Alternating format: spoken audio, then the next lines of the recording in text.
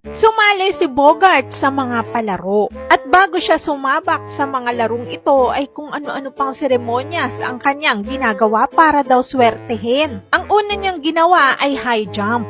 Pero pinagbintangan siya ng mga judges na nandaya daw siya dahil lumagpas daw ang mga daliri nito sa linya. Pero nung nireplay yung mga pangyayari ay napatunayan na hindi naman talaga nandaya si Bogart. Kaya nakakuha siya ng medalya. Sumabak din siya sa weightlifting at doon ay inamoy niya ang kanyang sapatos at kung ano-anong pinahid sa katawan. Pero nung binuhat niya na yung barbell ay biglang napunit ang kanyang pants. Ganun pa man ang nangyari ay nabuhat pa rin niya ito at nanalo siya. Ang sumunod naman ay track and field na kung saan ay iniinis siya ng kanyang ka-teammate. Sinusundot siya nito sa puwet at sa inis ay sinampal niya ito at dali-daling humabol sa mga kalaban. Pagkatapos noon ay talaga namang nakahabol si Bogart.